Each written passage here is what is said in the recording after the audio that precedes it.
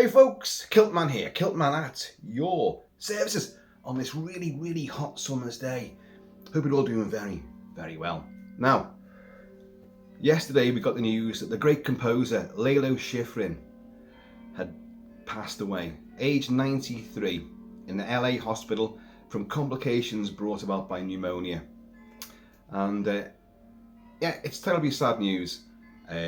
We all love his music, and he's so exceptionally well known and part of the cultural fabric of many TV shows and many movies that he's left an enormous legacy. But I don't think it's particularly a sad occasion, because at 93, what a great innings. So I'm going to pay tribute to his music and the style and his life, basically, without any tears.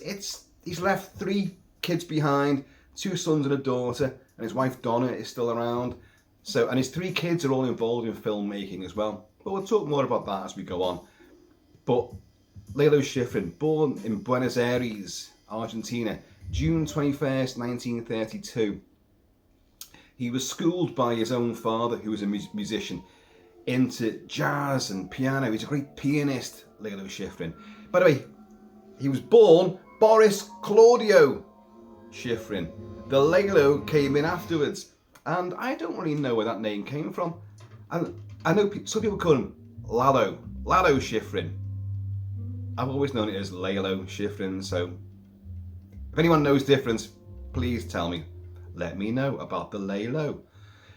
But he was schooled by his own father, great pianist, and then went off to the Paris Conservatoire to learn even more about music, dance and drama.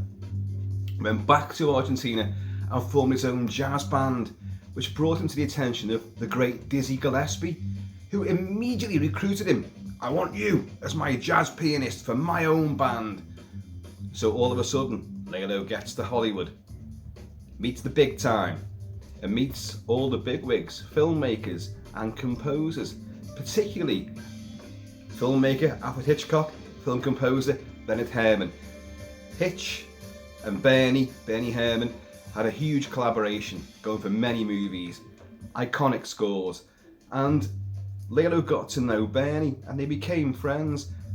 Bernie had this thing about sitting in on other people's recordings. He'd be in the back of the recording studio, just taking interest in new and up-and-coming composers. But he recognised something in Lalo Schifrin.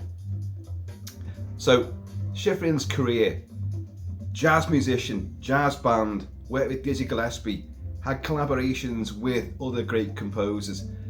TV, movies beckoned. But what brought him to my attention wasn't any movie.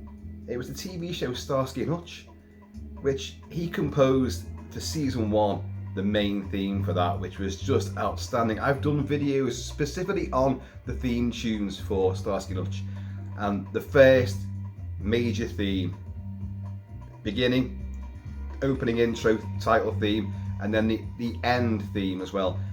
Lalo's score was phenomenal, and it formed the basis of the pilot episode, which was a tremendously brutal and hard-hitting TV detective show, which spawned a massive great TV franchise, of course, which descended into comedy and farce as the seasons went on. But his music was dynamic, pulverizing, brutal, exciting and relentless. And that's the first sort of avenue that I discovered with his music. I'd probably seen movies that he'd done, like Kelly's Heroes and probably The Beguiled, maybe Joe Kidd. He did westerns as well. Big friend of Clint Eastwood and director Don Siegel. So I've been aware of his stuff, but it was Starsky and Hutch that really came to my attention. And I was into music for TV and particularly movies.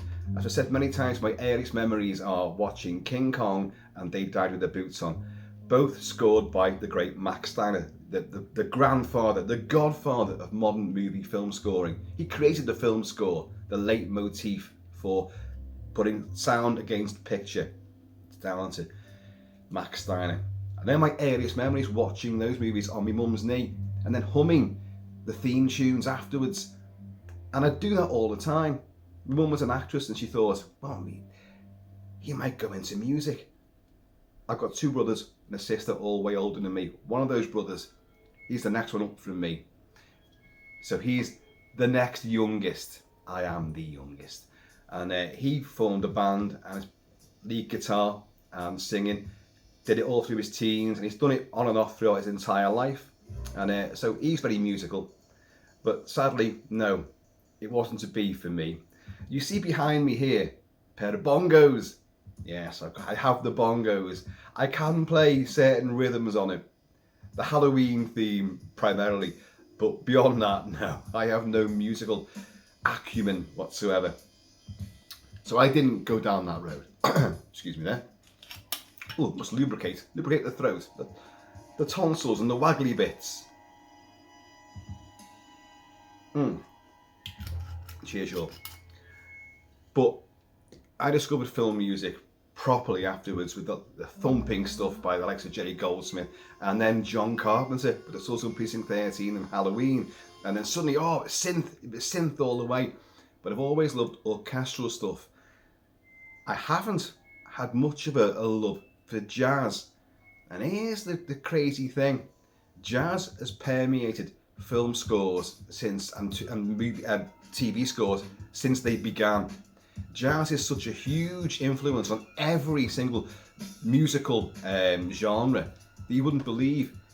Now, when you want to be in a smoky lounge somewhere when you've got a proper jazz band playing, to my ears it makes no sense. It's a complete jumble. They're all playing a different song, a different piece of music. They're not working together. It's a car crash of music, and yet you've got people around you. You know, those heads are going, and they're really moved by it. And I'm like, I can't find the inner essence of this. This medallion likes to move around like that. Be around the back soon. But when I hear how jazz gets into movie scores, and suddenly I'm into it. And it isn't just Lalo Schifrin that did this. John Barry was had a jazz band. And the John Barry 5, the John Barry 6, it was something like that. And but a lot of his music, his James Bond scores in particular, are very, very born out of. He did Born Free as well, born out of the jazz influence, the jazz style, but directed in a more sort of, immediate sort of manner with a lot more atmospherics. A lot more sustained sound. It isn't just like a cacophony of noises from various instruments all rioting to be in the front. And Schifrin was the same. So his scores are phenomenal. Funky, urban, bit of lounge, a lot of crazy stuff is in there.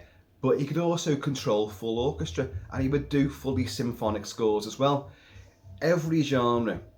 So you've thrillers, action, horrors, everything, sci-fi, THX 1138 for George Lucas, he scored that as well. And of course many TV shows, not just Starsky and Hutch, Mannix, Planet of the Apes, the TV show Planet of the Apes. I'm going to play all these, by the way. And what else did he do for TV? Did I write it all down? Mission Impossible, a little thing called Mission Impossible. One of the most iconic theme tunes that's ever been composed. He could also conduct orchestras. He worked with the San Diego Orchestra, or Symphony Orchestra, whatever they were called, a few occasions. And I've got some recordings from that. And he was a great, versatile all-rounder. So let's dive into some of his great stuff. And we're playing right now Dirty Harry. He had quite an ongoing relationship with director Don Siegel, and especially Clint Eastwood, doing the Dirty Harry movies, Coogan's Bluff, the modern day western, and of course the Beguiled and Joe Kidd. But certainly Dirty Harry's score. I mean, it's been playing in the background so far, but let's just go on to the main title here.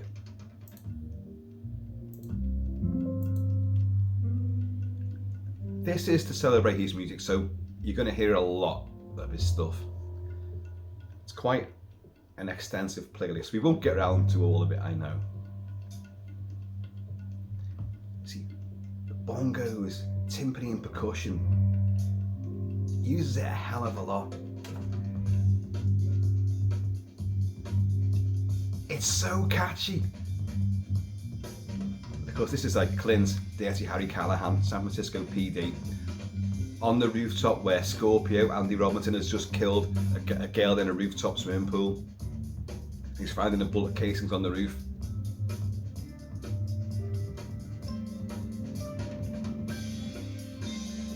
And again, it's so hot right now.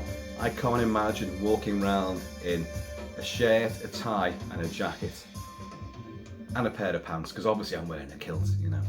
Just to prove the point, there we go, there's the kilt, the old kiltage. But it's a different kind of heat, isn't it? Out there it's more of a dry heat. Here it's the fucking tropics and it's getting worse. This is now our second official heat wave in the UK. We had one just the other week, but we've been building up to it for literally the last 2 months. The heat's been getting more and more intense and more consistent. A couple of rainstorms, but nothing to shake this sludgy atmosphere. So again, he's not using a big orchestra for this. This is a relatively small ensemble. What he's used to for like for a jazz band, maybe doubling up on certain things, but it's the mixing and the recording which has made it very, very huge scale for a big movie on the big screen.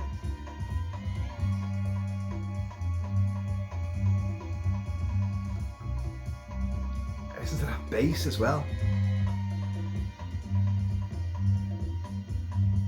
There'll be varying qualities of what I'm going to play for you, and of course it's the limitations of the system that I'm playing, which is actually pretty good, but it doesn't come out that well for you guys, but you get the point. As usual, won't last long, will it?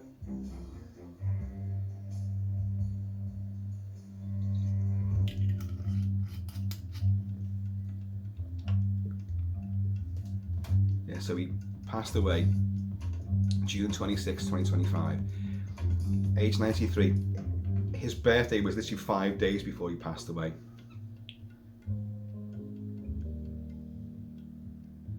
I don't know how long he'd been ill for, but at that age, you know, it seems wrong to, you know, to wring your hands and be heartbroken, because once you hit 90s, I'm afraid, you know, that's a hell of a life you've already lived, and you owe it to yourself to live that life. Don't let it pass you by. Scorpio's funeral. Listen to how edgy and weird this is. I'll turn it up again, like. So Scorpio, the sniper, the psychopathic killer of Dirty Harry, played phenomenally well by Andy Robinson. He's such a sinister, evil character, and he plays the system, and Dirty Harry's like, oh, you know, I'm gonna get this guy no matter what. So he's on rooftops, he's looking for potential victims. But listen to this, it's all delicate bits of suspense.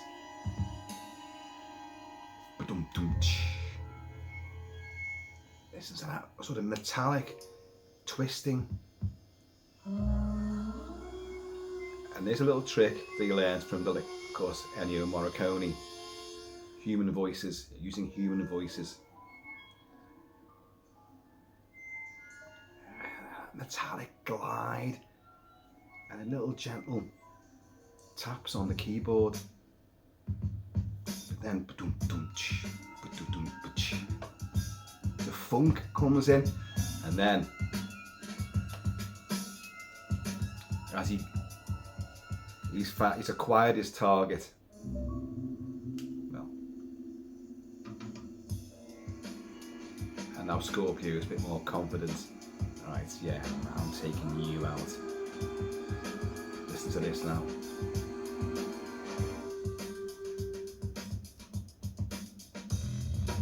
Oh,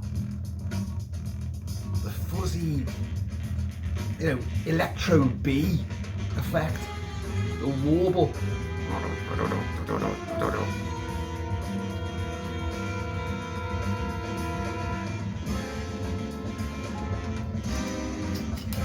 It's hyper exciting. And the vocals as well. Of course, he gets a helicopter spots him, so he can't make the shot.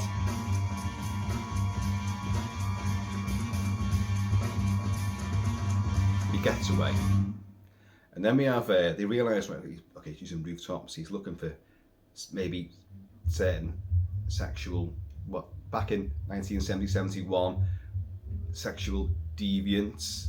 Not my allegations, but what the film and Scorpio's intent is. So it goes after like homosexuals, it goes after people having free love, that sort of stuff. So they stake out a rooftop, Dirty Harry and his mate, his partner, and but Dirty Harry's watching, all these in people's bedrooms. Now I know why they call you Dirty Harry. And a lot of loving taking place, but Scorpio's on a rooftop as well.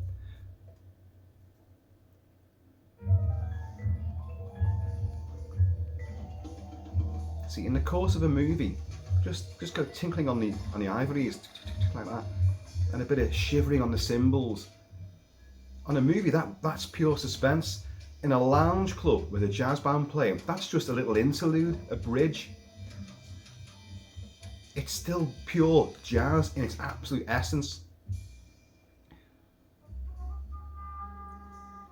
This is like things you can see, looking through people's windows.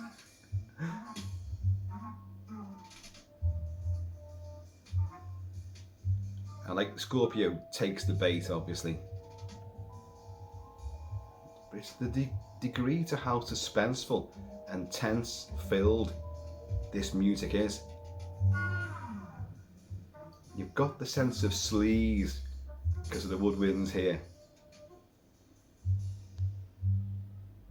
And just gently shivering across the cymbals, lightly pattering on the drums and the bongos. There's bongos in almost everything, by the way.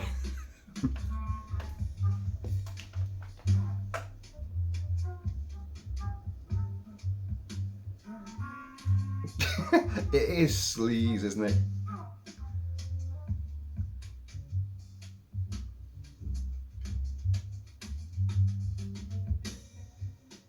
I mean, you have a lot of scoring against the movie itself. A lot of orchestras and a lot of maybe small ensembles will play the music against the film sequence itself. And so like Resuscitate, there. Yeah. So you're getting this drive. This is almost like the kind of detective, the Harry Callahan beat.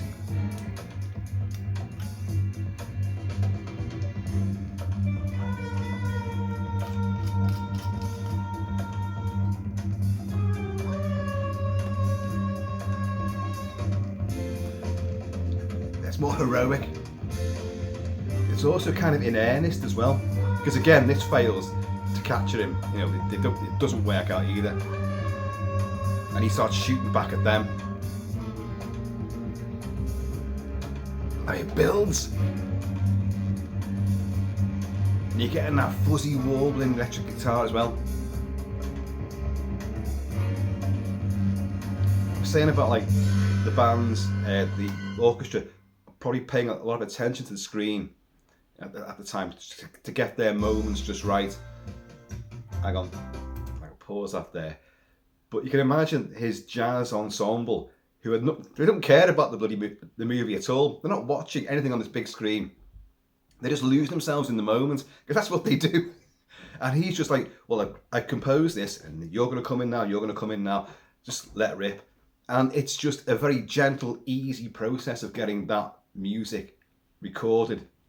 And I think maybe jazz and someone who's an absolute major practitioner, it becomes a much simpler sort of system of getting music down. So I think, I couldn't sit and watch a jazz band or listen to a jazz band in, you know, a bar or a club or whatever. I couldn't do that because I'd be like, just no, I'm not getting it. I'm not into the vibe. But you put it on top of a movie and then you get the soundtrack afterwards and suddenly it works. I can't explain it, but there you go. Now, another scene after Scorpio, he's been apprehended. He gets off on a technicality, and then he gets Dirty Harry done for like police brutality because he pays someone to beat the shit out of him. And the classic, he's reporters like, who did this? The cop, Callahan did this to me. And the mayor and the chief of police haul Callahan in. And he's like, what'd you do that to him for? Like, anyone will see I didn't do that to him. Why? Because he looks too damn good. And it's just fucking excellent. But there's a sequence where after that, Harry then tails Scorpio all over San Francisco, strip joints and all sorts of seedy places. Just like, I'm watching you like a hawk. I'm really putting the fear of God into him, basically. So Lalo Schifrin came up with this. They call it a faux, rock song, pop song. It's super, super funky and it's brilliant as well. It's so catchy. It plays in the background of a scene in a strip club where Harry's like just staring, not at the woman, but at the stripper, I mean. But at Scorpio, putting the shits up him like. It's called the strip club, but it's absolutely brilliant. And it's just a bit of fun, Saxophone.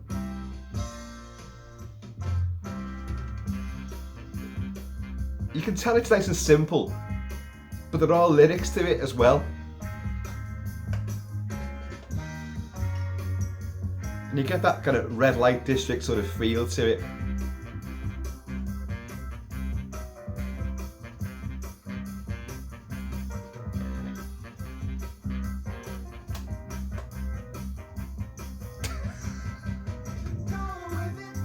I don't know who sings, I don't know who plays the vocals. To my knowledge, Schifrin didn't sing. To my knowledge.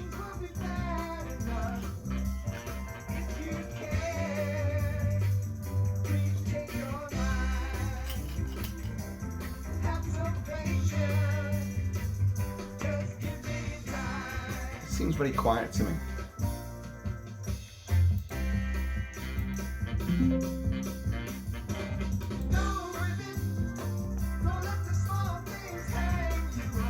Again, 1970-71.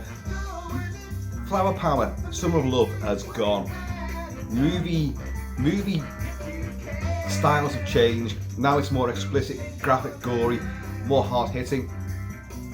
The 60s have been full of that. Westerns and thrillers had all turned nastier.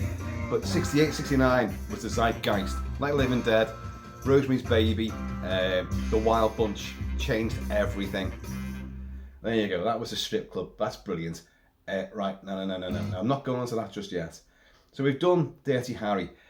And as I say, he would score Magnum Force. Oh, we've got Magnum Force. Oh, have I ever put that? Have I put that one?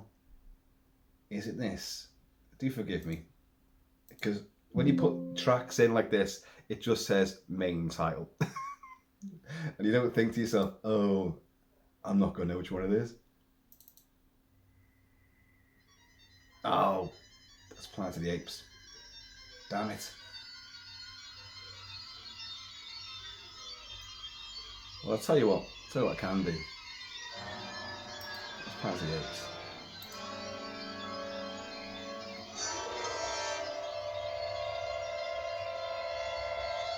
Worry not, young Padawan. That's Planet of the Apes, a TV show. And it's nightmarish music. The opening titles, and it was jarring and weird, kind of sort of semi-animated as well. And then you saw like a guerrilla soldier on horseback on a ridge with the sun behind him, raising one of their rifles to the air like that. Big gorilla. So it's very quick, the opening titles for a TV show, very quick, very in your face with the imagery to suck you in straight away. Tribal as well, the horns there.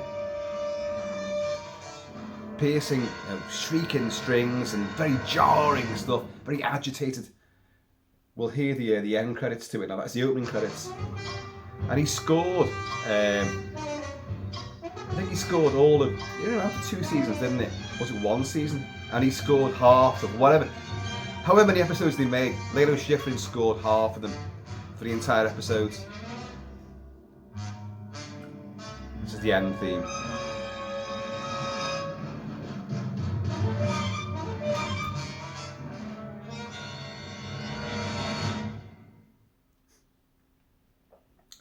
Well, you know what, folks? I can't find the bloody main theme to Magnum Force. Just try it. Oh, so what? It's Enter the Dragon.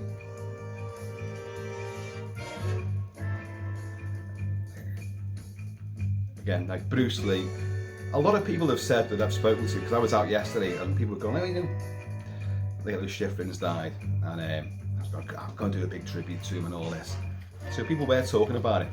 It was big news, and everyone was saying, Enter the Dragon, that's the one that got me into, I recognised his music from that point onwards, but it was so funky and yet oriental. And it's funky oriental. Funkidental. This is the big battle. There's a lot that goes on in this. Mr. Handman. John Saxon's in there as well. Oh yeah.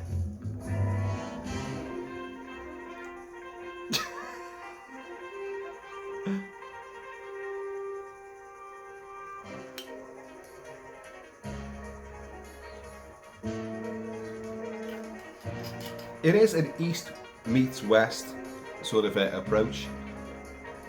It's funky, it's jazzy, it's upbeat, it's energetic, but there's little oriental twinkles and noodles. Noodles!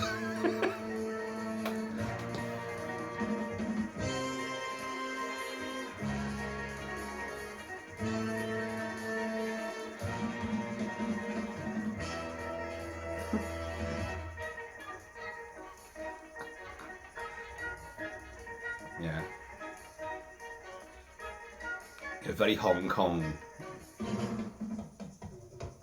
There's all feet in the camera. No, I'm not going to do it. If I raise a foot now, you're going to see more than you bargained for.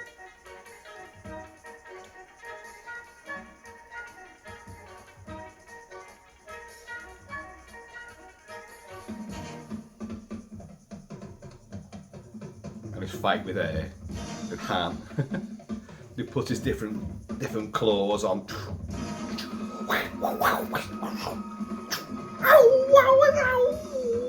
Literally, it's like, ow, get out. It is a great film, Enter the Dragon. It's very 70s, of course, but how many films that have been influenced by that and that entire genre? You would have the John Wick movies. Statham wouldn't be doing half of the movies that he does if it wasn't for Bruce Lee.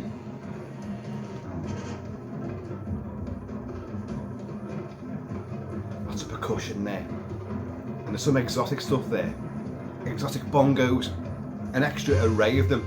So you've got like 12, not just the meager 2 I've got going there. And there'll be reeds and woodblock as well. But you're going to get the main theme to Enter the Dragon now, which has got a bit of vocalization in it as well, which is it's brilliant.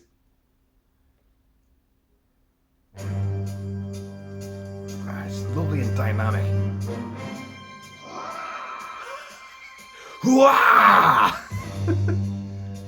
It's like Mum Ra from Thundercats.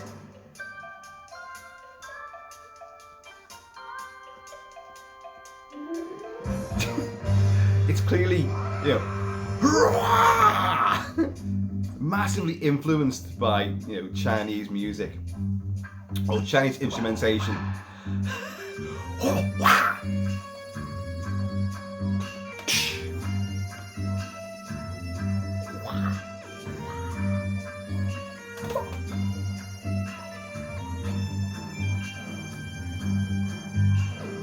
again, it's so effortlessly cool.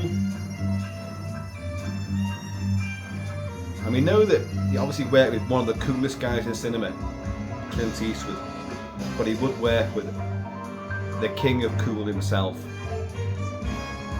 which we'll come on to.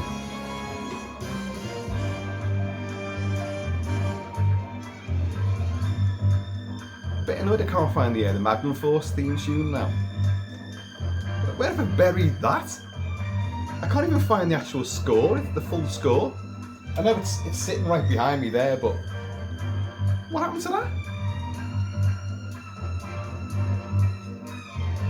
Found it. It's listed under Lalo Schifrin, main theme, Magnum Force. Schoolboy error there.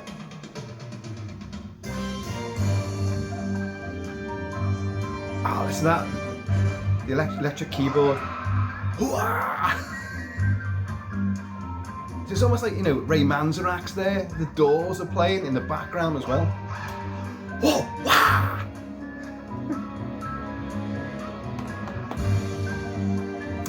Of course, John Saxon's in this.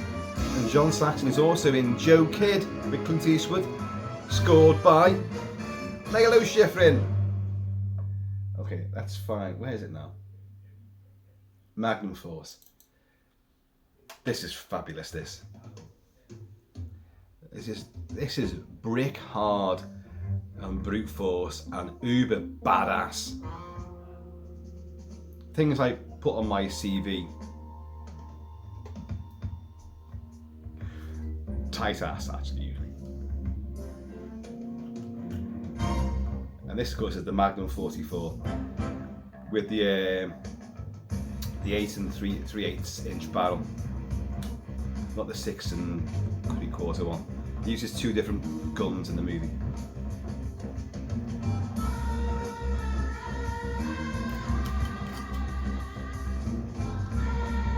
Red background, just 44 Magnum there. And of course, as the music ends, the gun turns around to face you, and you get that speech. It's the 44 Magnum, most powerful handgun in the world. At the time, it was. There was another round, another caliber, which was more powerful, but you couldn't buy it at that time. But it was in existence, but you couldn't buy it.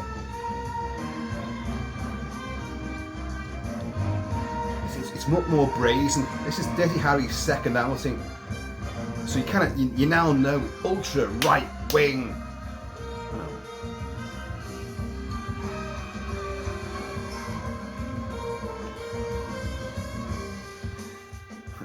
I'm not going to go into some of the lines, but you know, I shoot the bastard. That's my policy.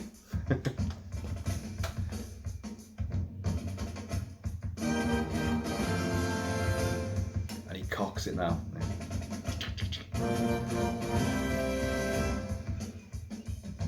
But Clint learns how to fire the 44 Magnum single-handedly and double action. That means not cocking it.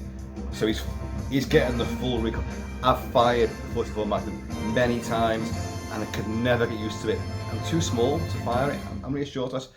He's a 6'3", 6'4", isn't he? And he built himself up. He learned. Let's just close that down for a second. Talk about guns. He learned specifically how to fire that weapon. Even though obviously in the movie he's going to be firing blank rounds, but he learned to fire it with live rounds. Smith & Wesson were not making that particular weapon at the time. They'd stopped it.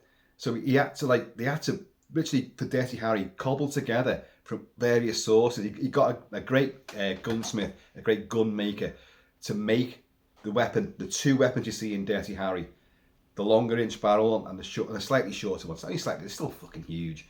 And he learned how to fire it, not just single action. You cock it back, that recoil is nowhere near as bad. You fire it double action. The amount of pressure you've got to put on the trigger, and then boom.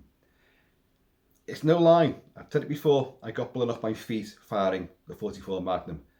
I owned for many years during the 80s a Magnum 357 Smith & Wesson, and I got told many times that they're the same power They're not actually, but they're not too far off, in all honesty.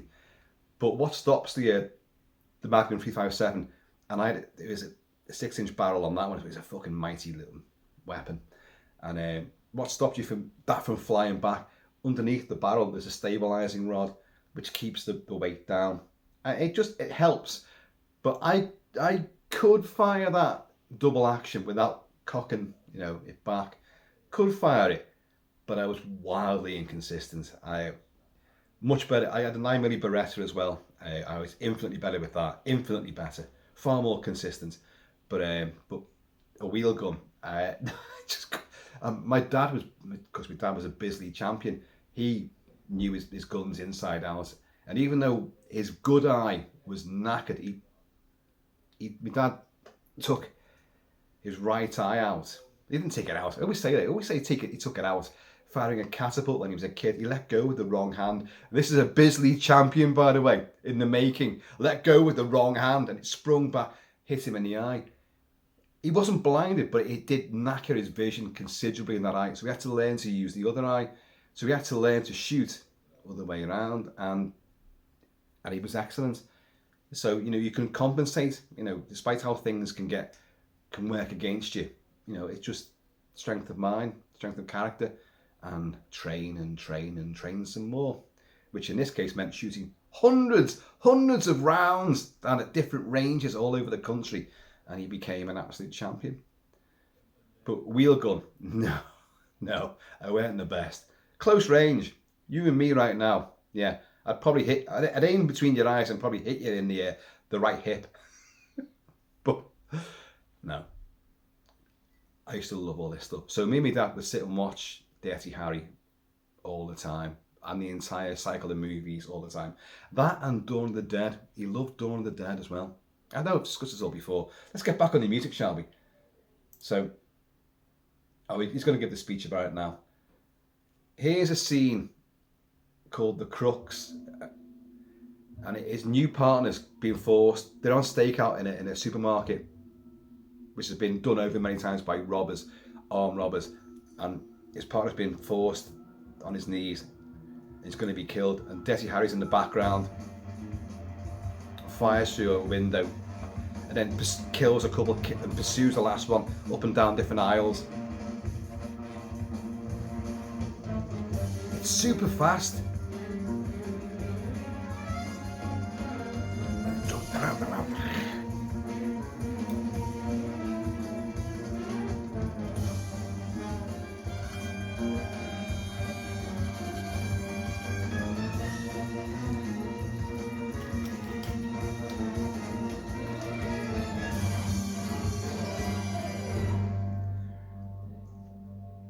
And then you get this sort of like epitaph to it, because one copper who's got a shotgun and a bulletproof vest is too slow and he gets shot, but of course hits his vest, and like his partner is like, man, you were close, because he thought he was going to die and Dirty Harry wasn't going to do anything, but Dirty Harry's just like chewing gum and all that, just getting his shot just right, and then pursuing the other guys. Right, okay. We're talking about cool guys, cool geezers. Bullitt, Frank Bullitt, Steve McQueen. The car chase. I'm going to play you the extended cut of this track. Bullitt is one of the great late 60s thrillers. There's espionage, skullduggery, detectives, hitmen, murders, uncovering big plots, conspiracies, but the car chase. Steve McQueen in that Mustang, the Mustang which formed the basis of the Ford Falcon, which was Mad Max's Interceptor. Yeah, the Ford Mustang couldn't get to Australia, so they made their own version, the Ford Falcon. Muscle car. So Frank Bullitt has already stumbled onto stuff. Let's just call it stuff. So again, we're in San Francisco again after Dirty Harry, and he gets in his car and he sees, I don't know what the other car is, it's some kind of Corvette, I don't know what the other car is, I don't remember. And there's two hitmen in that, two icy hitmen. And he susses them straight away. So what you're hearing right now is him driving through streets and going up the hills of San Francisco, and the bad guys pursuing him, but he's sussed them. And then he makes a turn and they can't find him anywhere. So they start looking around for him, driving around. That's me, I can't drive. I can shoot, but I can't drive.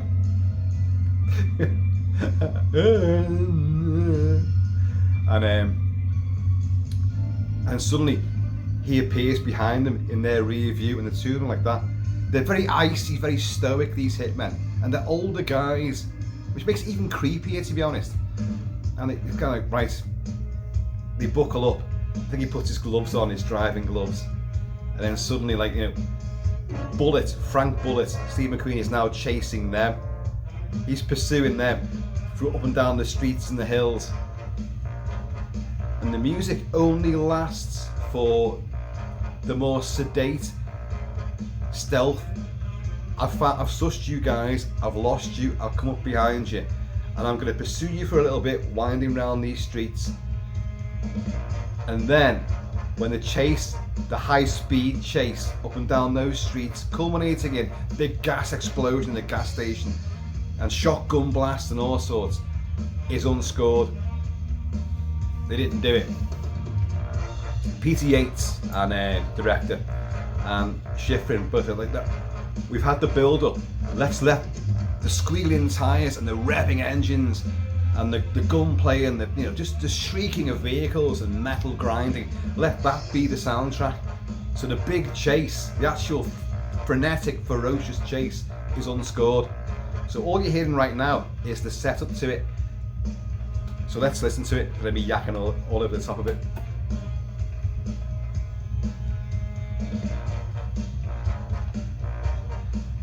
Fucking cool.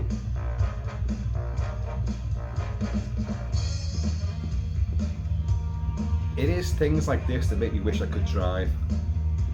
And then I watch things like Mad Max and go, oh, it's probably a good idea that you can't drive. I'm nasty enough just on two legs, just as a pedestrian. I'm vicious and fucking, you know, cutthroat and forever. I'm not a defensive walker. I'm an aggressive walker.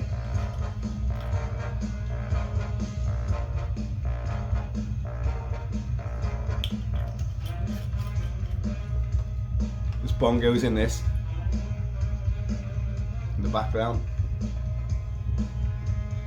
Bit of wood block as well. The brass there, the saxophone, the drums. It's steady.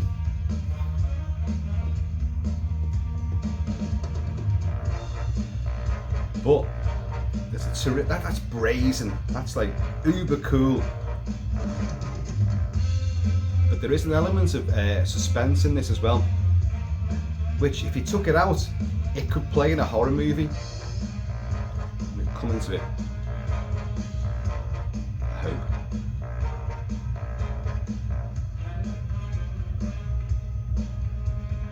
It's going to cycle around again. This is the extended one. Hear the bongos.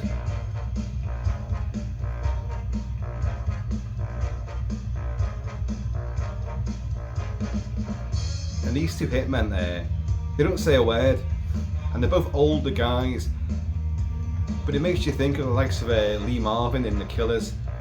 Ruthless, again, older granite-faced guys, but these two don't look particularly nasty, but the very fact that they show no emotion or hardly any emotion at all, and they're cutting in and out of people, and they're prepared. They went out to kill him, and he's gone after them, and he's putting cartridges into the shotgun, and like he shoots out the back window and all this, and he's shooting the bullets.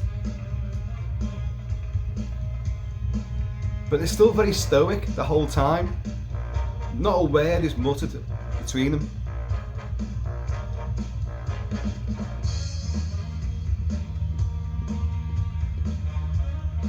Okay, the creepy bit's here somewhere.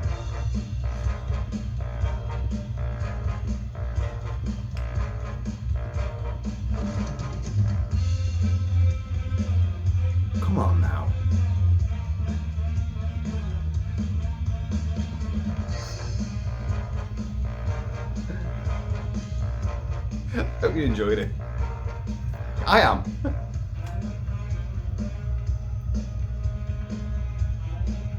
Come on, come on.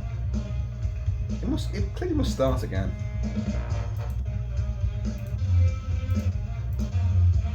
Oh, fuck off. No, right, okay. We'll go back to the beginning.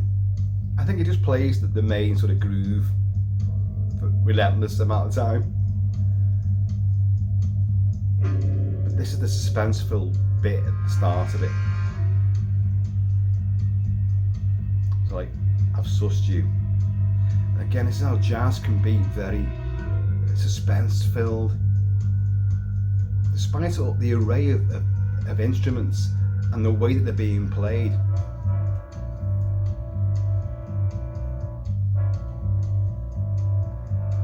They can still come together and manufacture this really tension-filled, you know, sort of frisson. Okay, that's nice and cool.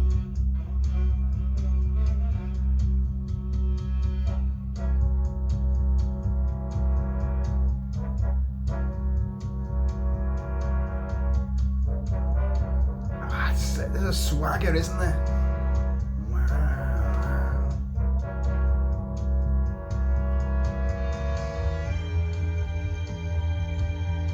Very, very Dirty Harry as well. This is before Dirty Harry.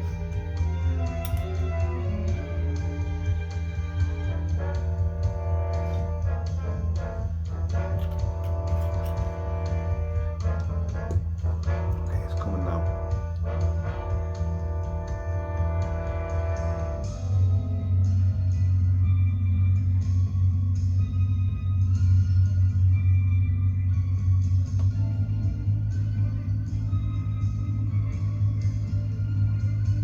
Beautiful, that.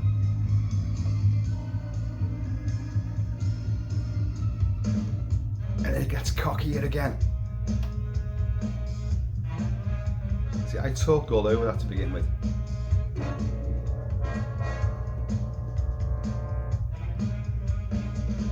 you imagine being in a car with me during a chase? Certain people can definitely recall and tell you I weren't the best help. Oh, I'm alright. The bongos in the background again there. Saxophone.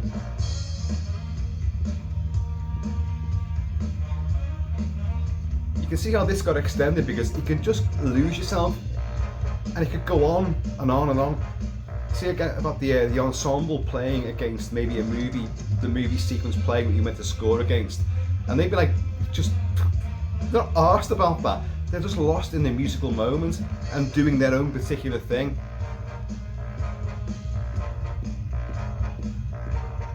Okay, we've done Bullitt now. Let's go on to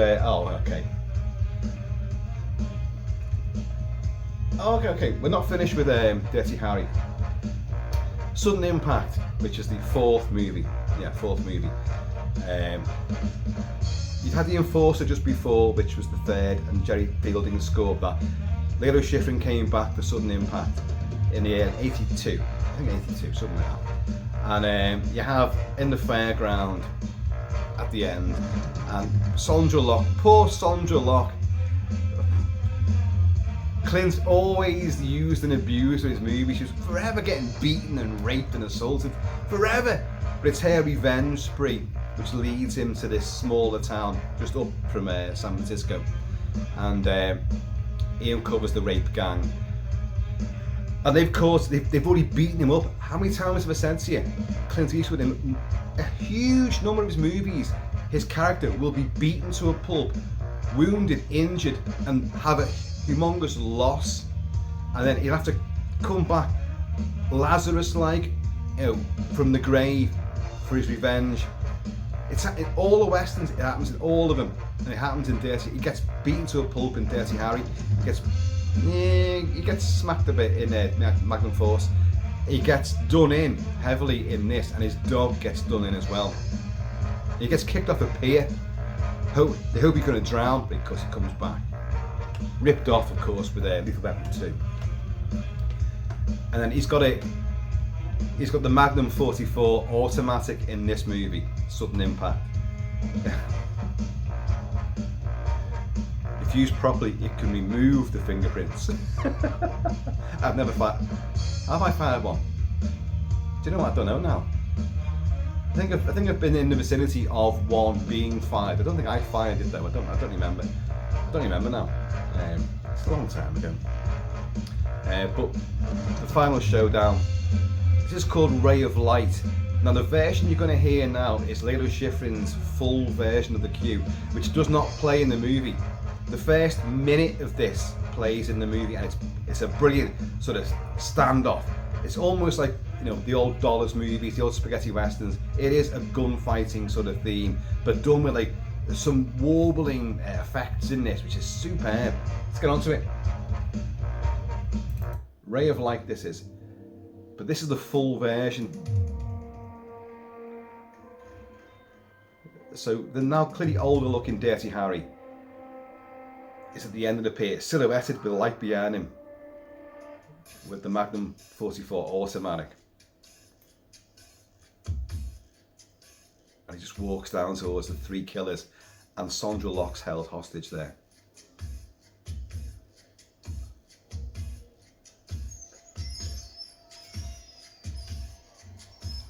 It's sort of glacial, metallic, sliding, grinding noise. It's gone really quiet.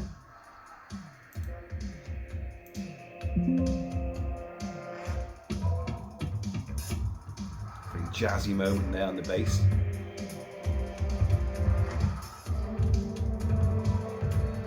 This way. And he kills the two goons, leaves the main guy who's got Sandra Locke. That's all you heard there was in the movie. What you're getting now, this is pure Lalo Schifrin. A bit of a rehash. It's almost like a gob iron, isn't it? With grease paper around it. Or like one of the little washboards with your nails. But listen to this now.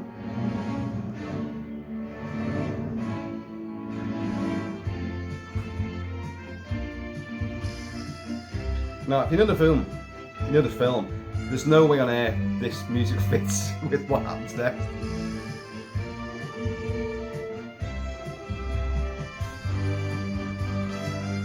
It's almost like a big western rousing element.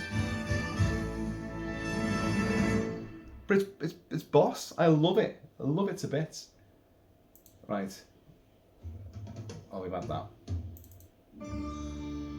It's a bit more of a film you might not know about. Sky Riders, with Robert Culp in it and Susanna York.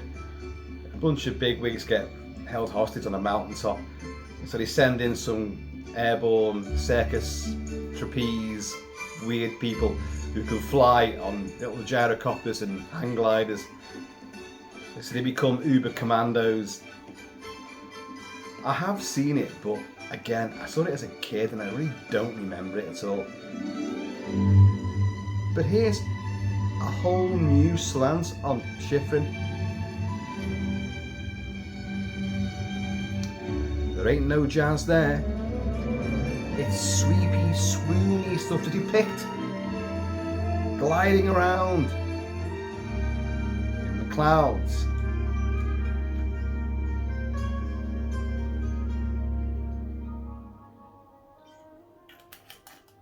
I think there's Spanish guitar in here as well, and a bit of mandolin as well.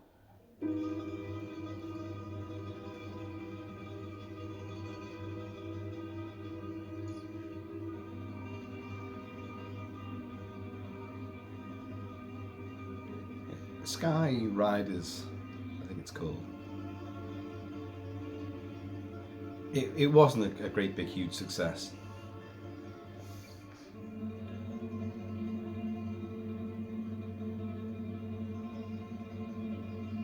See again, he's brilliant at suspense. That's a suspense track. Oh, but this goes on for 8 minutes. We're not going to play all that. Let's go into a bit of Rollercoaster. Bongos. Rollercoaster, big disaster movie, but also there's a bad guy involved in it.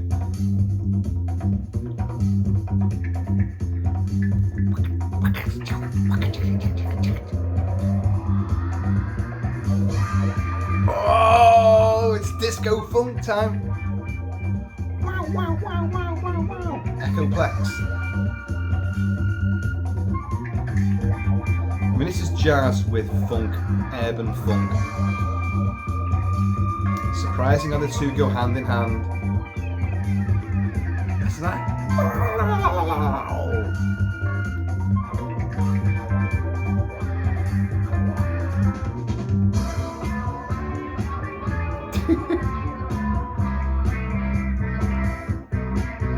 It's really brazen, isn't it?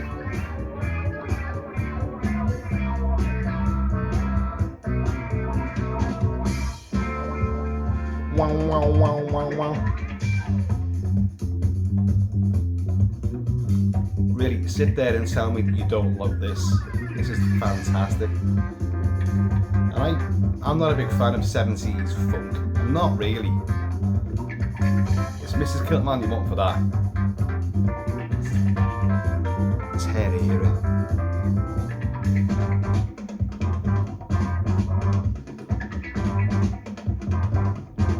The twisty bits. Wow, wow. Wow, wow, wow.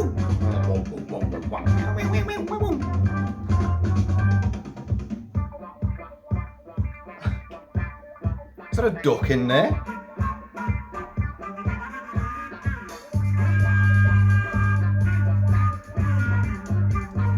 It's woodwinds, great percussion and bizarre woodwinds, very exotic stuff.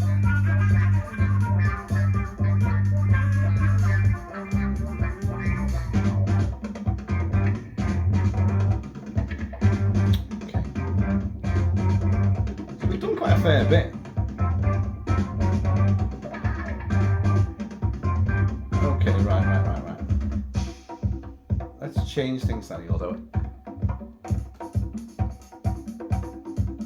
it's all hand positioning and hitting different parts. You know, the skin. And you gotta start doing that like some kind of voodoo drummer.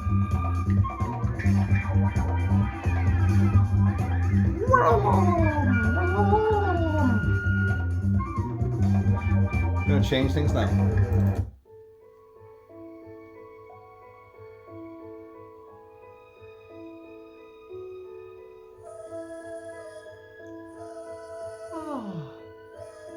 Oh, it's time for Bobos. Yes. Settle down now. Nice peaceful night. Hang on.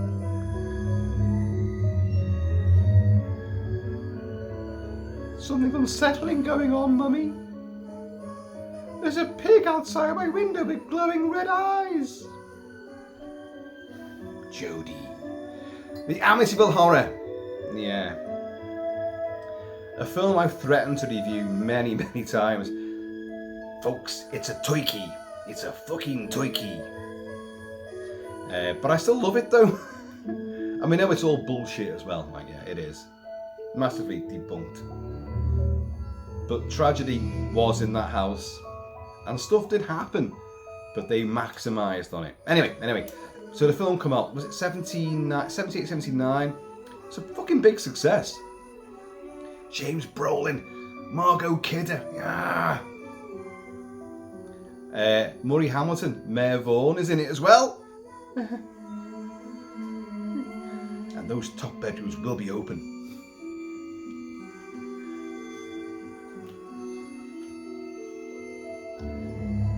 But listen to this. Again, a sweet lullaby is introduced to lull you into, it's going to be all right, this. But those deep undercurrents, let's play it again.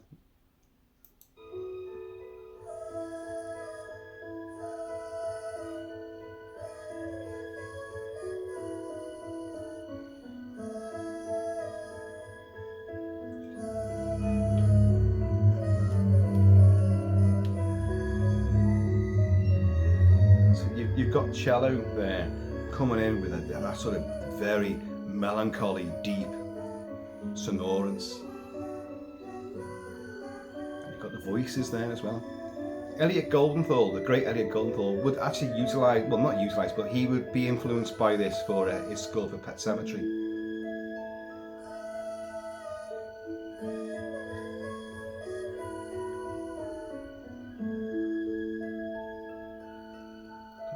One of my errant hairs has got locked inside my wristband. It's been irritating the entire video. But we get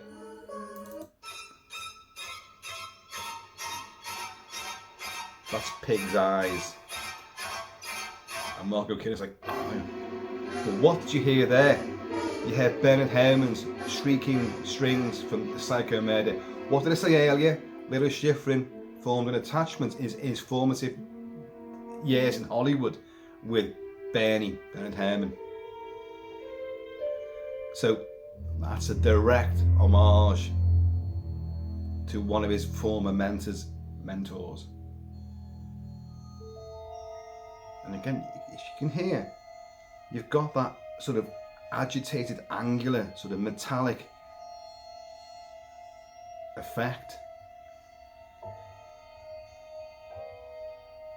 And you've got those sort of prepared piano emphasis. Just hit one of the keys and it becomes a huge doom-laden effect, you know. Again, it's sort of, it's polytonal, isn't it? That's what jazz is, polytonal. It's like everything just going like that. You know, throw a note in there from that instrument, bring the saxophone in for like a split second, and now bring a big drum crescendo in.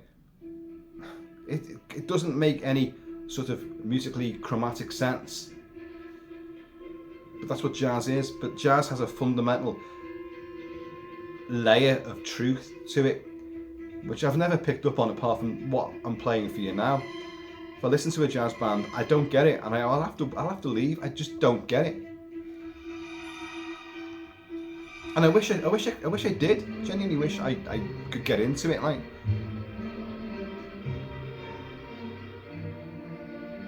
I think there's something very fundamentally true about jazz that many composers and musicians and bands playing today understand on a almost primitive, intuitive level.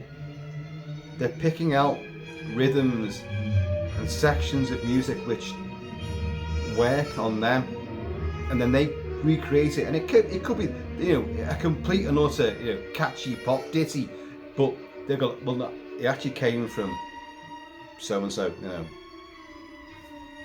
Bauderbach or whatever. I don't know. I don't know all my jazz musicians. I really don't. This is, again, Amityville Horror. You've got like tremolo, and you've got like, you know, lots of rumblings, and then high elements. So again, a guy that he's more at home, presumably with a small ensemble of jazz musicians, and maybe him at the piano, but in command of a full orchestra, which he is for this. He can still wield magical might, you know, and just the musicality is right there. He's using every element, bringing it in. It's terrific stuff, it really is.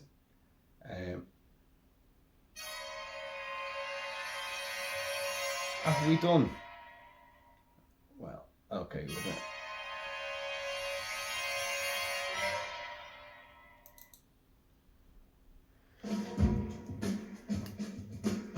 Kelly's Heroes, and Mr. Kentucky Fudge is dressed up, of course, as Oddball Donald Sutherland.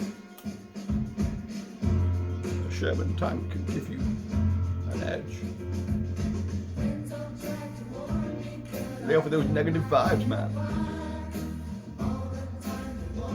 Here's the main title song. Well, it's not the title song, but the theme song in the movie, Burning Bridges, sung by Mike Kerb and the Congressional. But it's written, composed, and orchestrated by Lalo Schifrin. So what sounds like a country and western sort of folk anthem, again, is Argentinian born Lalo Schifrin, jazz musician. So another diverse string to his bow. And it is a great addictive slice of anthem.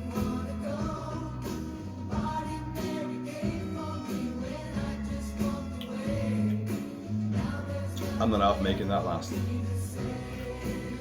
That same amount of whiskey I'd have done within a fair sort of 40 minutes in the pub. 2? Yeah, 2 large. 2 more? Yeah, 2 more. 2 more? Yeah.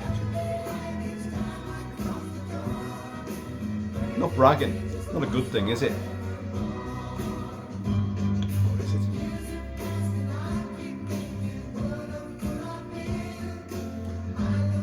But the tale of like Kelly, Clint Eastwood again. And who made this? It wasn't Don Six, Brian Hutton, I think it was. And John Landis worked on it as an assistant director and sort of location scout as well. And he got the idea for American Werewolf from things he witnessed in the former Yugoslavia, where they filmed it back in 1968, came out in 69.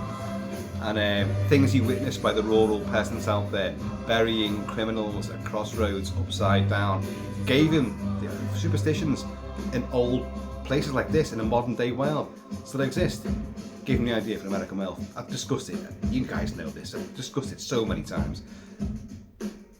But Kelly and his ragtag bunch of basically mercenaries, that's what they are, because they're just out for money, gold. They learn about, look, let's get behind enemy lines and fuck off, we're back on Ray of Light. We need more Kelly. And but with a tank, courtesy of Oddball, they've got a bit more of a clout, and they can literally strategically advance upon this little town where they know some hidden gold is going to be, and we can all come out of this very rich men indeed. Use the war to our advantage.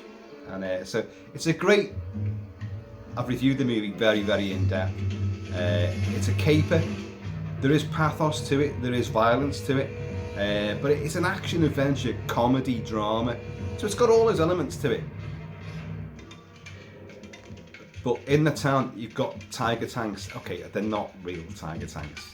A lot of mock-ups take place in this movie, and you've got a stealth mission as Kelly's men are trying to get through all these buildings and ramshackle cobbled streets and try and encircle the Germans there. But they know there's tanks. There's an entire tiger tank brigade there as well, and they're driving their own tanks through little alleyways and putting the gun through someone's wall, quietly. So this is them.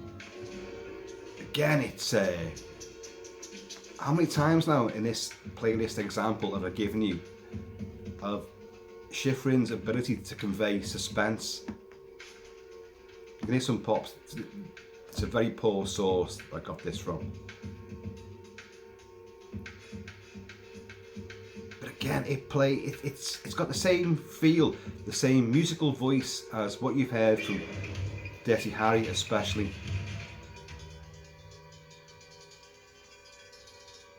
Listen to that, a bit of metal percussion. Possibly even tin cans hanging from strings.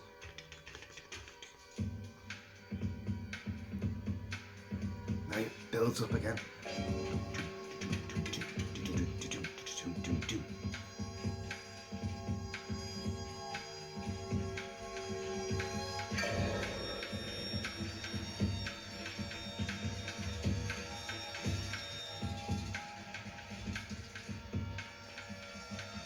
But it will culminate in Tony Savalas, Donald Sutherland and Clint Kelly confronting the commander of the Tiger Tank, who's defending the bank where all this hidden gold is. So Schifrin does a complete riff, a Schiff riff on Ennio Morricone's dollars spaghetti westerns sort of standoff. And this is it. The three of them walk down towards this tank, and it's tongue-in-cheek. And listen to all these the guttural voices and shrieks and warbles.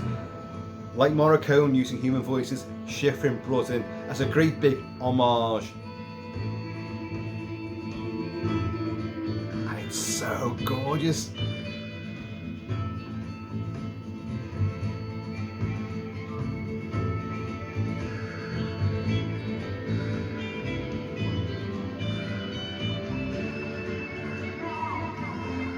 The vocals, wow. Yeah.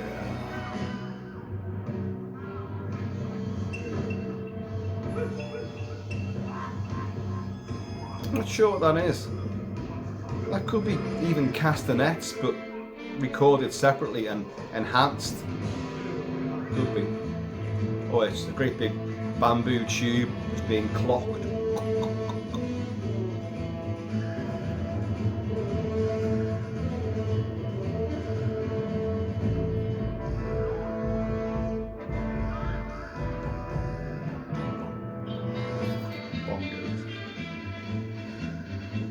It's pure. It's fucking great, isn't it? And this serenade, fanfare. It's Western jingoism.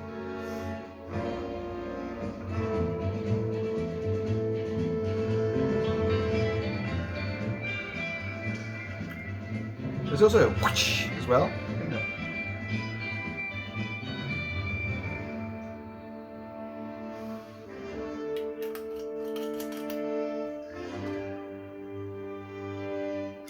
Of course, they confront the tank commander, who's that scarred, you know. He's got a face like a brick wall. I forget his name now, and he's great. And they say, look, you know, you're defending that, but inside there's gold enough for all of us and you as well. You know, what do you say to that then? And he's like fuck the Führer. And he helps them. It's brilliant. Okay, right. Change the pace a little bit now. Another Western, Joe Kidd. Listen to this. This is completely different from what you've heard all before.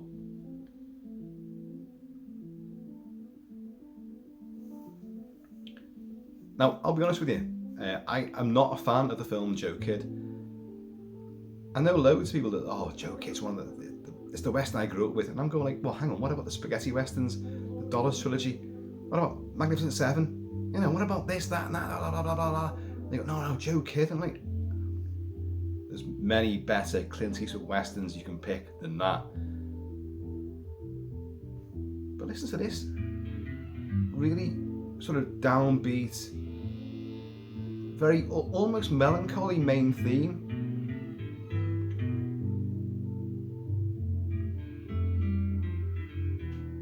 There's a kids' party taking place on the tenants' ground. I've allowed them to do so. I think Lalo wouldn't mind. So if you hear kids screaming, they're not being sacrificed. No. Wait till October for that to happen.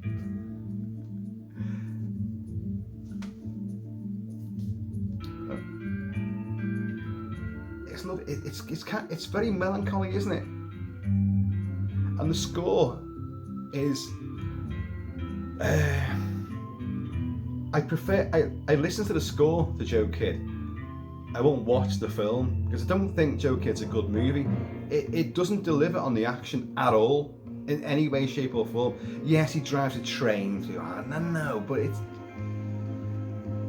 it's all very in earnest.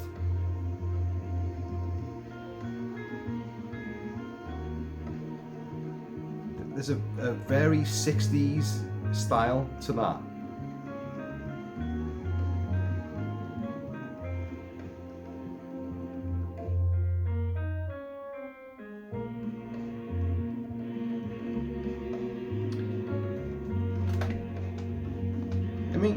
got John Saxon in it playing a Mexican bandit.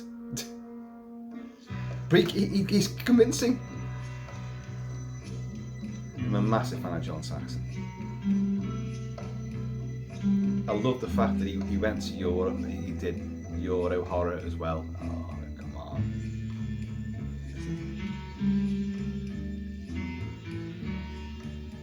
It's very smooth and yet doomed, isn't it? In a way, it's great because, like, you know, you got your hero, your anti-hero, who comes into a story, maybe midpoint usually, sorts it out, gets injured, loses someone he might fall in love with, and then has to leave again at the end. So there's no real glory, and that kind of reflects it. That score reflects it, and a bit more of it as well. What have we got here?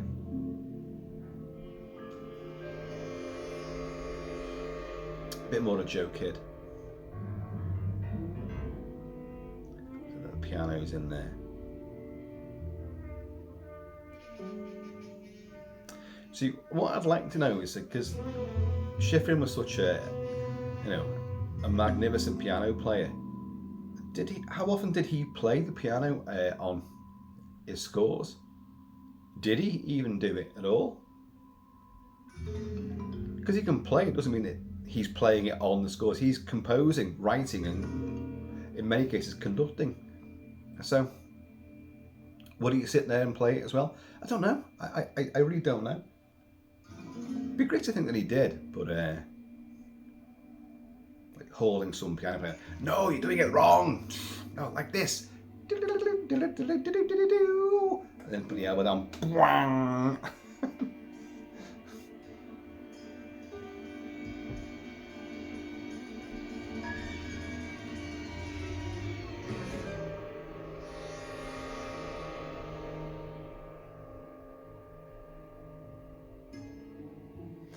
Okay, all right. Look, let's. Before we get on to my favourites. I know. Been a long time. Lalo's son, Ryan. So he has two sons and a daughter, William and Francis, who were film writers and producers. But you have Ryan, who has made movies, short movies. Only one big movie that I actually know and I've got as well, and I've seen. But let's find it now. Okay. But he's done like segments of other movies, like the Tales of Halloween. You can get the segments in that as well. But his dad scored at least 2 of his movies, and he scored this one, Abominable. It's called, and even though it's called Abominable, as in Abominable Snowman, it's about Bigfoot. They're not snowmen, they're Bigfoot, and there's lots of them. So it's that big feet, and it's a hokey, slightly gory, enjoyable hokum monster B movie. But his dad, Lalo, scored it. This is the opening theme.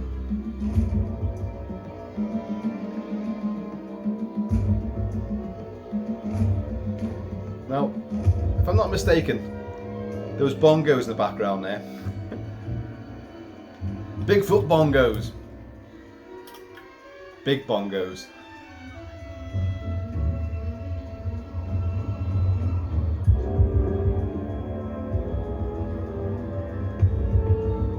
We're almost out, folks.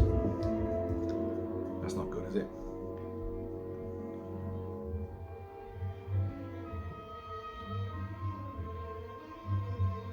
And there's a lot going on in this. I'll move on to it.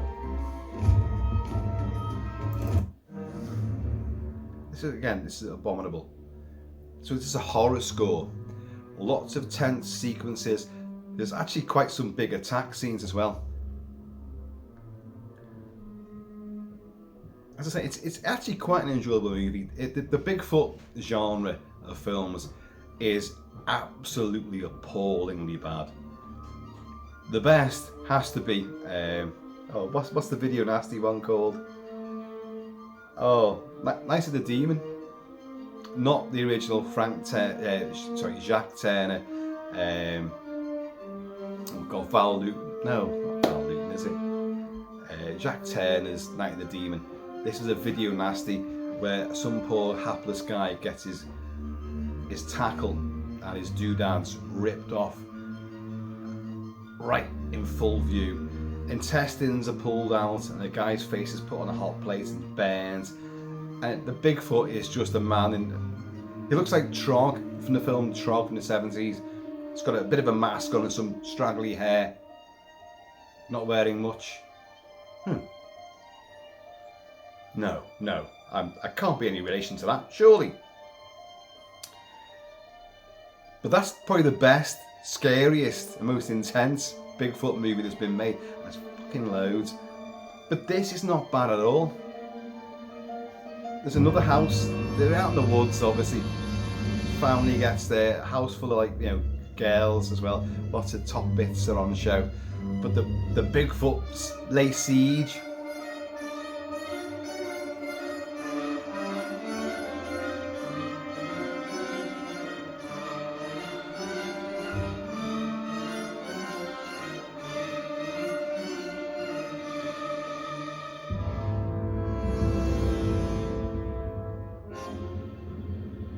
Again, it's a full orchestral score for this movie. So he's pulled out all the stops for his son's endeavour. I love that. I think that's tremendous. So you won't hear many trademarks of Schifrin because the film doesn't really demand that kind of style. But he's still giving it his all. There's a lot more I could play, but this is from it as well. It's called Rampage.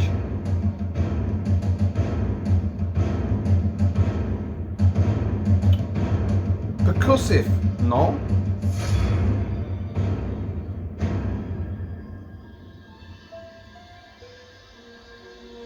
Shiveriness and a bit of delicacy there as well on the keyboard as well. It wasn't a keyboard, I think they were strings actually. Anyway, I know where we should go with this.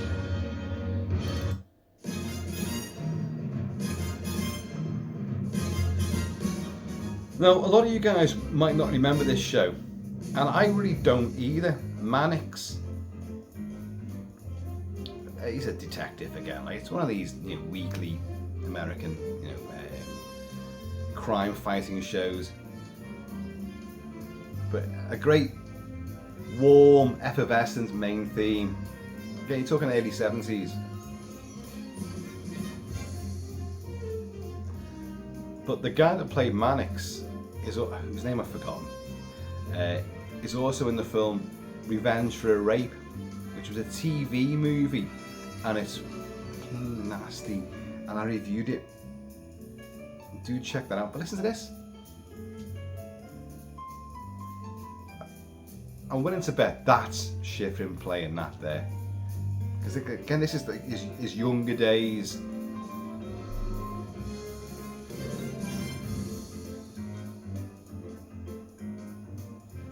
It's pure jazz.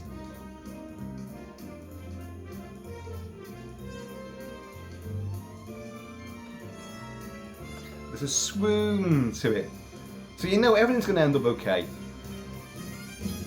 There might be a brutal murder, but you're not going to see nothing too bad. And you're going to have a laugh and a joke with your lead character and his usual, hangers-on supporting cast and his new Lady of the Week sort of thing.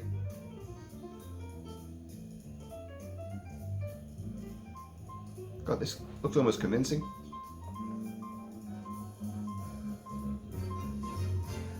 Harry Connick Jr. Eat your heart out.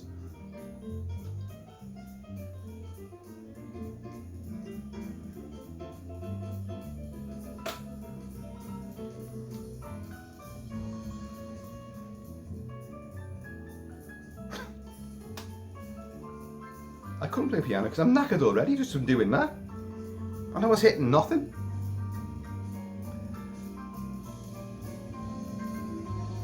But we're going to do... You've heard Planet of the Apes, you've heard now Mannix.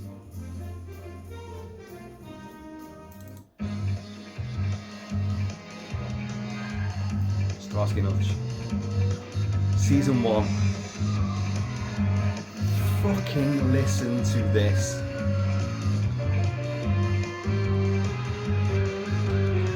This is the theme to die for.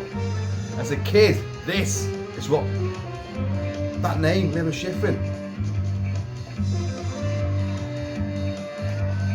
And Paul Michael Glaser, Starsky, big hair, wore a combat jacket as well in this pilot episode. Listen.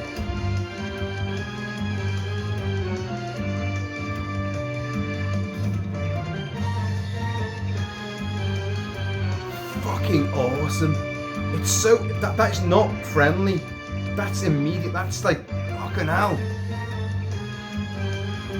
This is intense. We're chasing these guys and we're gonna fucking put bullets in them. Bang, bang, bang, bang, bang. We're gonna spin around our Gran Torino and we're gonna grab these cunts out of their car and fucking throw them all over the place. And we're gonna leap off fire exits and land on the bonnets of cars and all that. Poor Hutch's bum.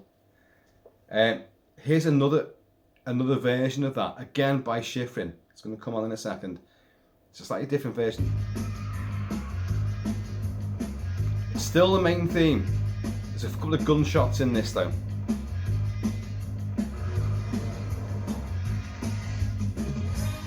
It's the end theme, but extended slightly.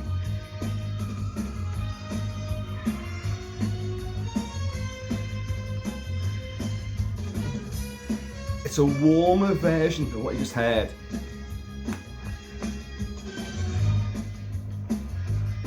Fucking hell, it's just relentless, isn't it? The guitars.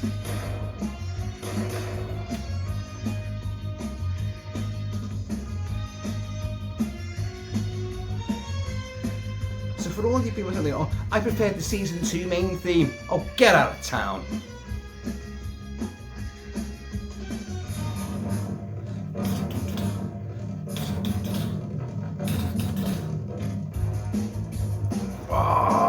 You've got Starsky legging down the stairs.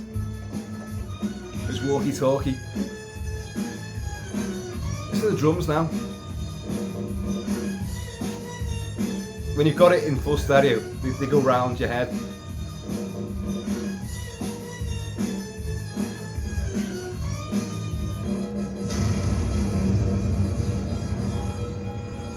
That's my reaction when I discover that I have literally a gob full of whiskey left. God damn you all. Oh, we're back on there, Bullitt. But okay, the thing which almost everybody knows him for, even Lalo Schifrin, you do a lot of TV shows in the 60s and 70s, and they go like, what do you mean like Mission Impossible? Alright, where the you are having a laugh. Where have I put that? Okay, here we go. Obviously been done many times since. Oh god, Danny Elfman, Lorne Balfe, for all of the Tom Cruise versions. There's different versions of this. Camera's gone slightly skew with. Sorry about that. Probably gone too far to the way now. Oh, bongos.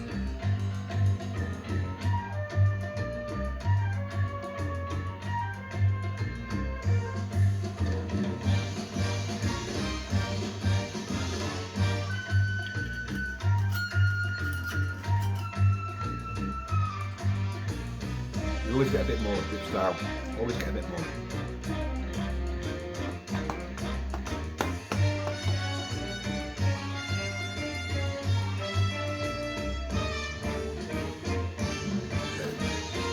Was it the jazz that gave him this sense of just dynamism? But then you get little bridges like this. Just little, indulgences. Again, Ray Manzarek. Electric organ.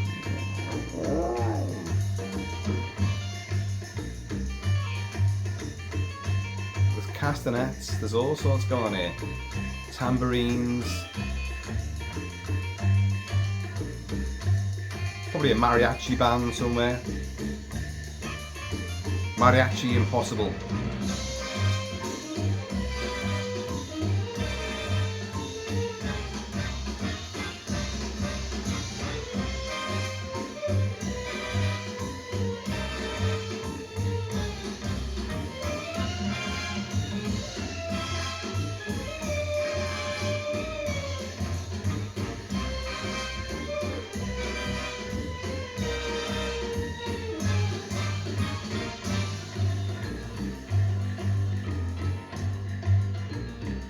You know, you just go in the shops.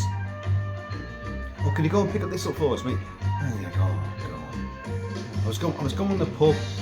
I'm going to Royal Oak on this card.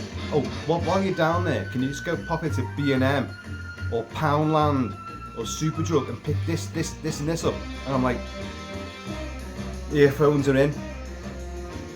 Right, Kilt-Man. This is playing in my ears. I'm fucking legging it round the roads, in the shops, up and down the aisles. This sort of music makes you do the jobs you've got to do. That maybe even you don't want to do them, but it gives you that extra impetus.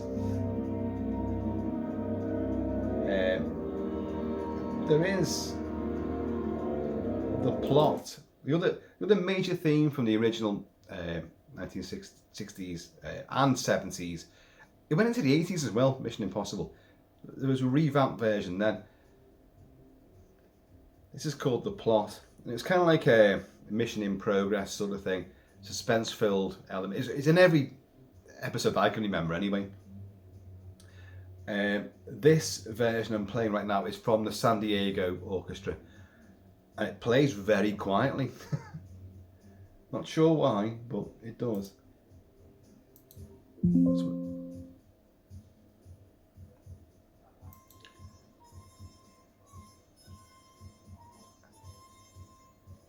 Can you hear that? It does build.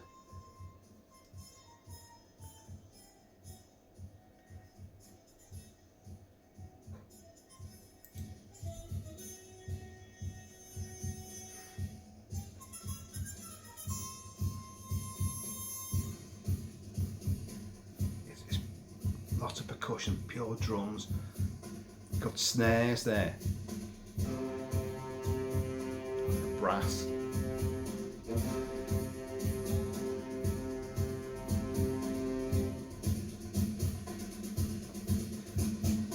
But I want to be the guy at the background, you know, with the bongos.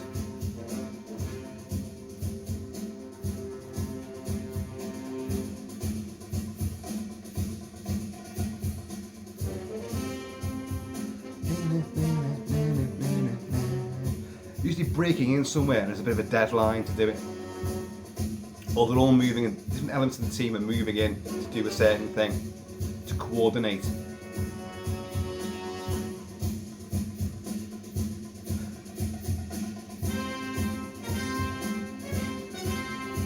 Isn't it great? Oh, Lalo. God.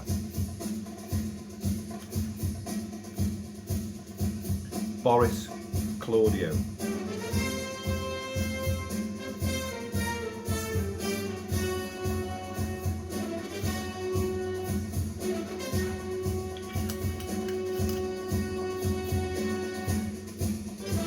It just games it. Like they're getting closer. The drum band, the marching band's getting closer to you. And that fuse has been lit.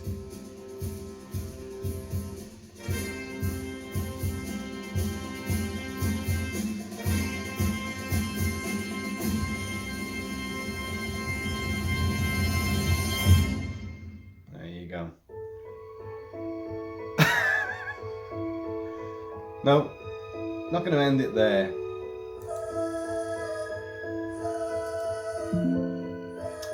You can hear that boom, this sort of electro harp. That's every time I hit. I've got 2 volume controls on this system. Well, that sounds better, doesn't it? It's because I had one of the volumes turned down. That's why a lot of it was a bit And I'm trying to showcase his music and I fucked it up. But oh, I forgot I was going with that. As I often do. I'm gonna end with, there's so many more. I've got many albums, many he did concerts as well. Gotta remember, he did concerts too. Like so many composers. He was a musician first and foremost. So he loved his band, he loved to be part of things. And he would conduct, you know, orchestras for live audiences, as opposed to those pesky dead ones that never clap, never get any response at all. But so he's a big all-rounder. But I'm afraid I'm going to go back to it's a bit louder now, so this could be a lot of fun. This is what brought me into Lalo Schifrin.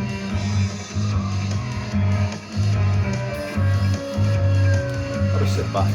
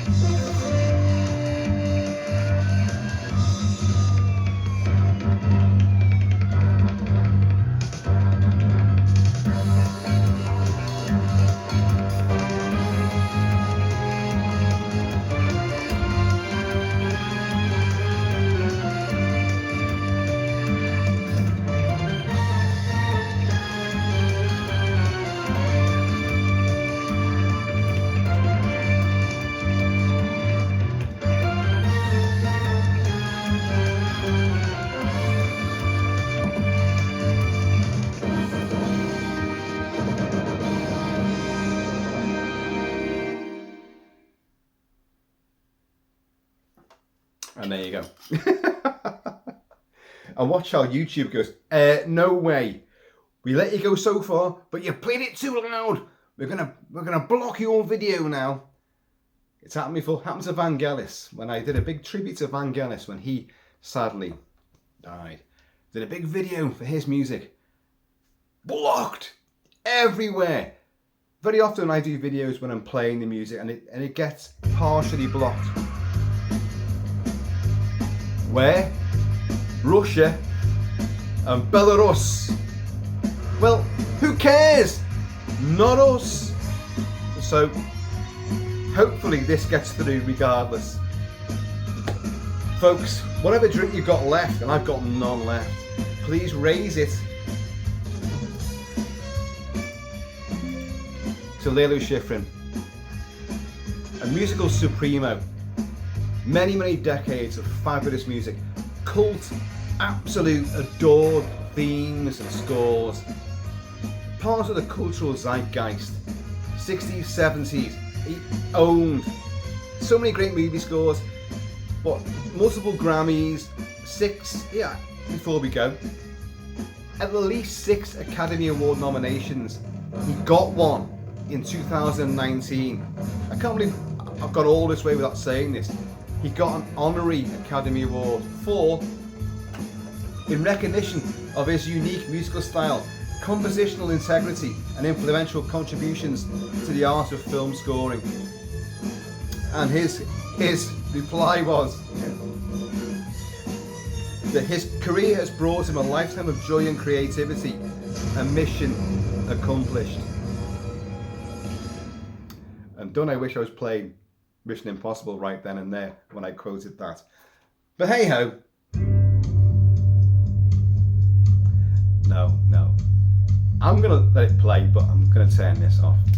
So folks, I have been always having Kilt-Man, please in the meantime, and why have I unbottled that when there's nothing left in it? Well, there is actually. You always get more. But it becomes more of an odyssey to get that last drip come back down again. You get all the drips that when you've poured it, it goes back down to the bottom, and then I do this and it comes back down again. The whiskey's knackered by the time it gets to my lips.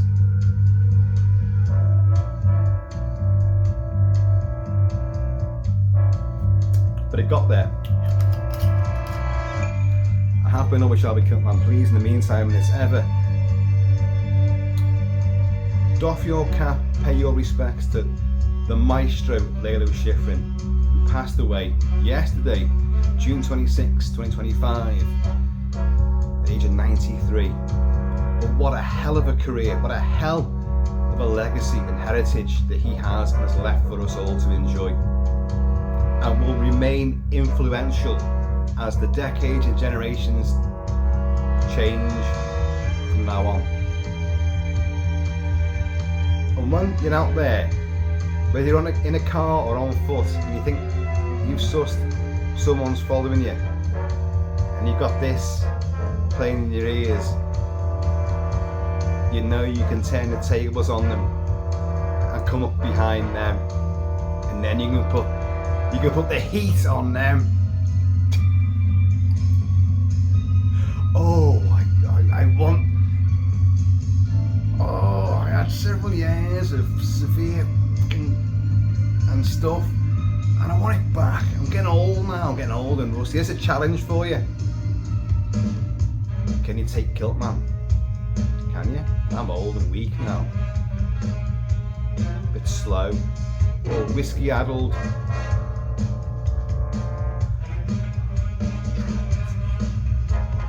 Going down. Folks, be happy, be healthy. Don't look for trouble. Avoid it. If it rears its ugly little head, you walk away, or run away, or drive away. The quickest way out of it, the best, you know. I'm out of here. But Lalo Schifrin, the man was a genius. Let's get on that.